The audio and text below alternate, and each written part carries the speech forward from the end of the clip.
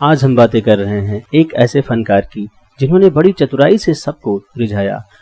एक चतुर नार बड़ी होशियार, जिनकी अटखेलियों के कायल आज भी हैं लोग। थम अरे थम रोक। जिनकी आवाज में है नजाकत। तू है वही दिल ने जिसे अपना कहा। जिनका अंदाजे बयां है सबसे जुदा। हम बोलेगा तो बोलोगे के बोलता है, हम बोलेगा तो।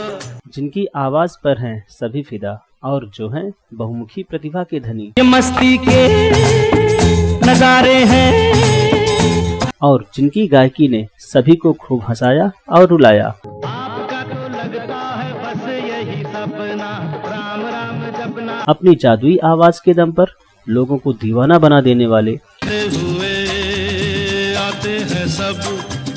वे भारतीय सिनेमा के मशहूर गायकों में से एक थे, जिनके गीतों में रोमांस, भावनाओं, शरारती और उदासी का असाधारण मिश्रण है।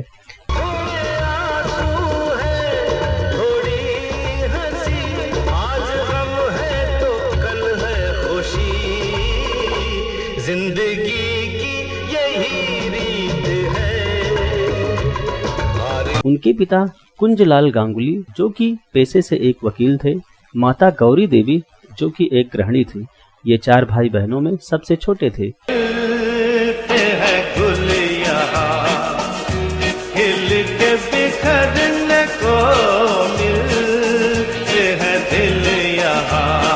उनके बड़े भाई अशोक कुमार और अनूप कुमार ने भी फिल्मों में अभिनेता के तौर पर काम किया था। रेलगाड़ी छुक छुक छुक छुक छुक छुक छुक, बीच वाले स्टेशन बोले रुक रुक रुक खड़ा। उनके बड़े भाई अशोक कुमार हिंदी फिल्म उद्योग में दादा मुनि के नाम से जाने जाते थे। बेकरार दिल तू गाए जा। किशोर कुमार के जीवन में उनके बड़े भाई अशोक कुमार का अहम योगदान रहा, क्योंकि अशोक कुमार की वजह से ही उनकी रुचि फिल्मों की ओर बढ़ने लगी थी। हाथ थाम कर इधर दिखा लिया। किशोर कुमार का वास्तविक नाम आभास कुमार गांगुली था, लेकिन फिल्मों में काम करने के साथ ही उन्होंने अपना नाम बदलकर किशोर कुमार रख लिया था। मेरे यारो यारियो, आप सबको किशोर कुमार का सप्रेम नमस्कार। उनकी बहन का नाम सती रानी देवी है, जिनका विवाह भारतीय फिल्म उद्योग के जाने माने फिल्म निर्माता शशधर मुखर्जी से हुआ था, जिन्होंने 1930 के दशक में बॉम्बे टॉकीज की स्थापना की थी। शशधर मुखर्जी अभिनेत्री काजोल के दादाजी थे। किशोर कुमार ने अपनी प्रारंभिक शिक्षा मध्य प्रदेश के खंडवा शहर से पूरी की। उसके बाद उन्होंने इंदौर के क्रिश्चियन कॉलेज से स्नातक की पढ़ाई की। जैसा कि कहा जाता है कि बचपन में उनकी आवाज ज्यादा अच्छी नहीं थी, किंतु उनके साथ एक ऐसी घटना घटी जिसके कारण उनकी आवाज पर बहुत असर पड़ा और इस बदलाव के कारण वे संगीत की दुनिया के शिखर पर पहुंच गए। तो जैसे तैसे थोड़ी ऐसे या वैसे कट जाएगी। हुआ कुछ यूं था कि एक बार वे अपनी माता से मिलने के लिए दौड़ते हुए किचन में गए, लेकिन किचन में रखी दराती से उनके पैर की एक उंगली कट गई। डॉक्टरों ने उनकी उंगली को तो जोड़ दिया, किंतु उस समय पेन किलर उतने असरदार नहीं थे, जिसके कारण उन्हें बहुत दर्द हो रहा था और वे 15 से 20 दिनों तक रोते रहे, जिससे उनकी आवाज पर बहुत असर पड़ा और उनकी आवाज मधुर हो गई। मेरे मन को किया तूने क्या इशारा। किशोर कुमार ने 12 साल की उम्र तक गीत संगीत में महारत हासिल कर ली थी। किशोर कुमार रेडियो पर गाने सुनकर उसकी धुन पर थिरकते थे। वे फिल्मी गानों की किताब जमा कर उन्हें कंठस्थ करके गाते थे। घर आने वाले मेहमानों को किशोर कुमार अभिनय सहित गाने सुनाते और मनोरंजन कर के रूप में कुछ इनाम। किशोर कुमार का बचपन तो खंडवा में बीता, लेकिन जब वे बड़े हुए तो इंदौर के क्रिश्चियन कॉलेज में पढ़ने आए। हर सोमवार सुबह खंडवा से मीटर गेज की छुक छुक रेलगाड़ी में इंदौर आते और शनिवार शाम लौट जाते। सफर में वे हर स्टेशन पर डिब्बा बदल लेते और मुसाफिरों को नए नए गाने सुनाकर मनोरंजन किया करते थे। यार हमारी बात सुनो, ऐसा एक इंसान सुनो। किशोर कुमार के.एल. सहगल से बहुत ही प्रभावित थे और वे उन्हीं की आवाज की नकल किया करते थे।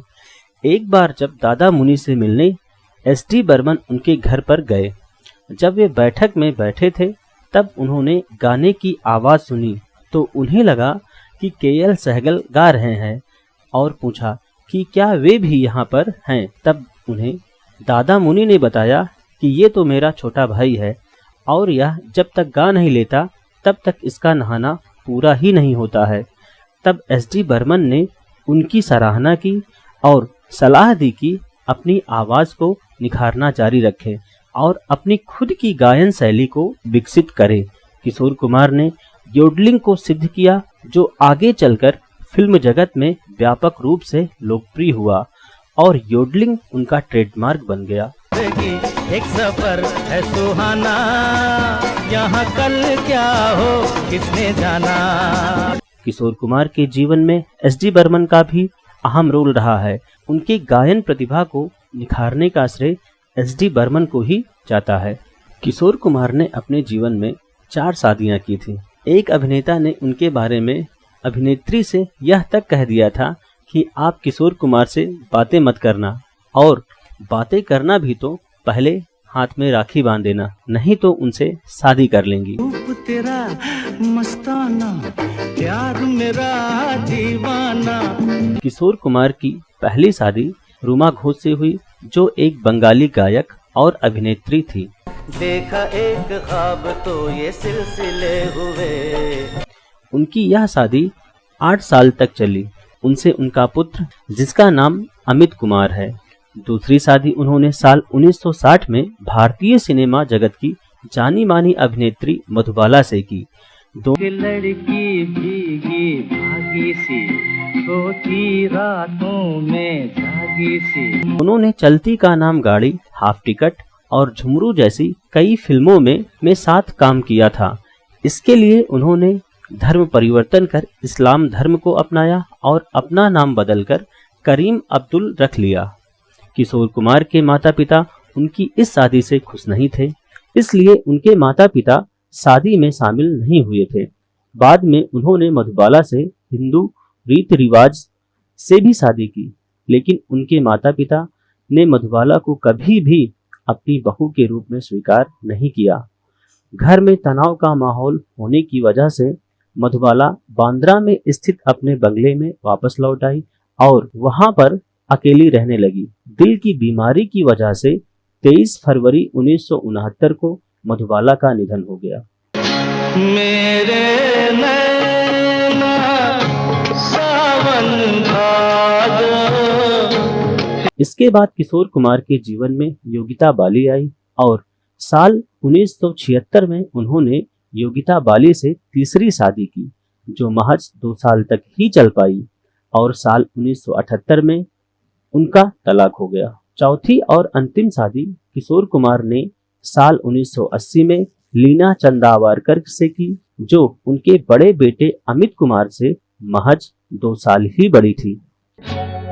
तुम आ गए हो। लीना चंदावरकर से उनका एक बेटा है जिनका नाम सुमित कुमार है। ये तो उनके जीवन से जुड़े हैं कुछ महत्वपूर्ण पहलू। दोस्तों, अब शुरू होती है इनकी फिल्मी सफर की शुरुआत, जिसको हम देखेंगे अपने अगले वीडियो में।